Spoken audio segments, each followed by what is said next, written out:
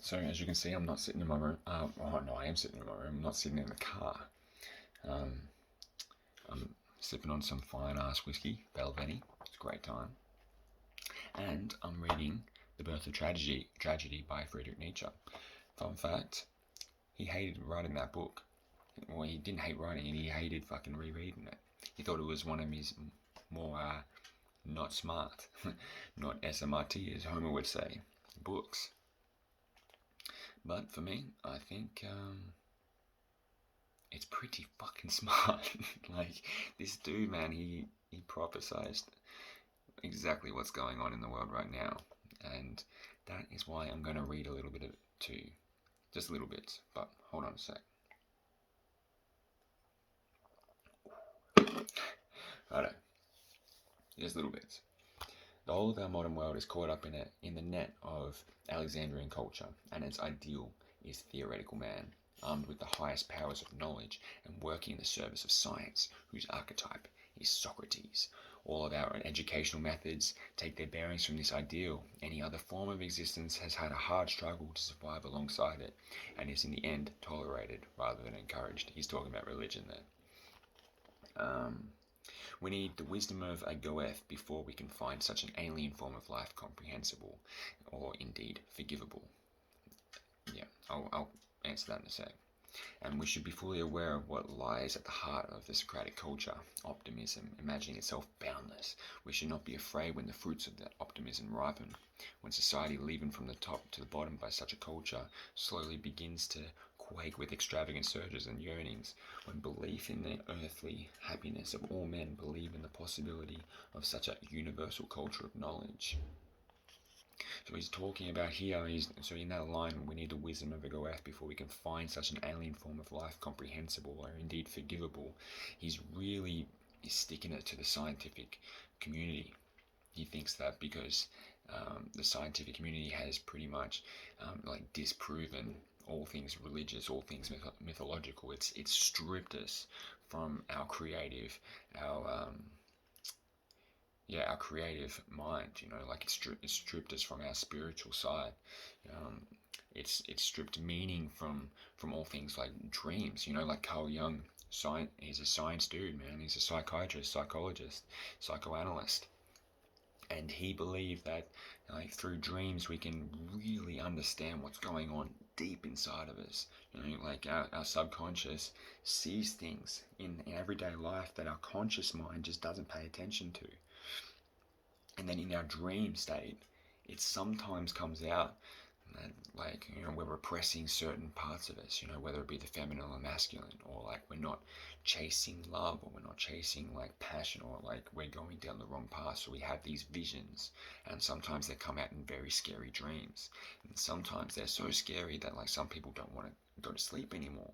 But in reality, that's just the vision that what people used to call like God is talking to them through their sleep. But in reality, it's just the subconscious. It's the subconscious just really just sending through a message, just talking to you in the only way that the right side of us, the right brain, can talk, through visions and images rather than words. Like we've become very language based, and that's what he's talking about. We need the wisdom before we can find such an alien form of life comprehensible.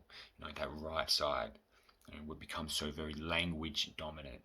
We don't understand how to analyze this whole visual side of us.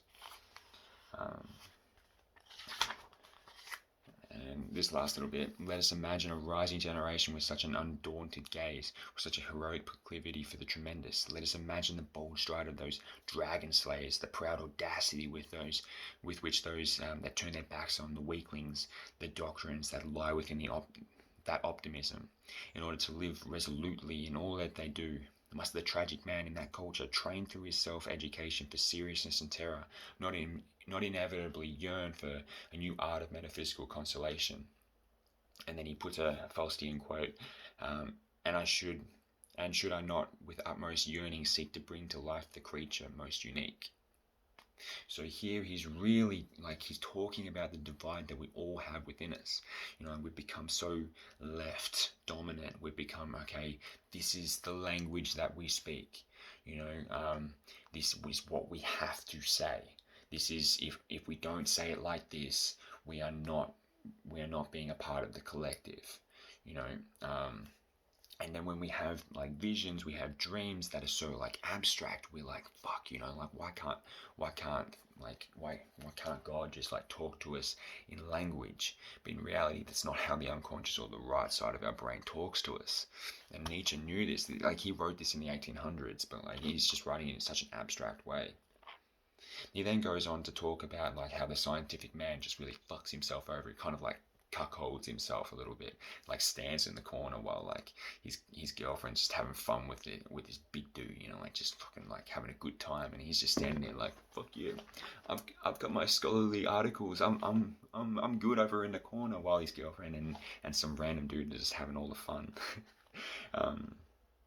Yeah, he talks about like how there's someone that'll just want to run to the beach. Like, it'll go to the beach. This science person will go to the beach, and he'll know that it's cold. So like he'll be like, fuck that, like I'm not getting myself cold.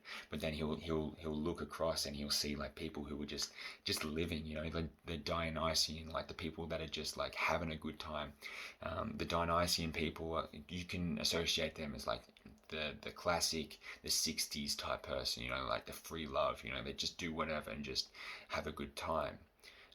And then like that's the battle he talks about in this book, like Apollo versus Dionysus. Apollo being like structure and order, and then like Dionysus being like free love, hippie, like not being cuckolded. And then Apollo is like the one in the corner, just just being cuckolded by life, because he wants his order. And so yeah, the scientific person, when he goes to the beach, he'll realize everyone else having fun, so he'll try and run to the beach and be like, "Fuck no, it's cold, man! Like, I'm not getting in the water." And he'll run back, and then he'll see everyone having fun in the beach, and he'll run to the beach and be like, "Fuck no, it's cold, man!" And then like he'll be in this constant loop, this constant suffering loop, and he thinks that science, like the logic, the left side of us has really just shot itself in the foot.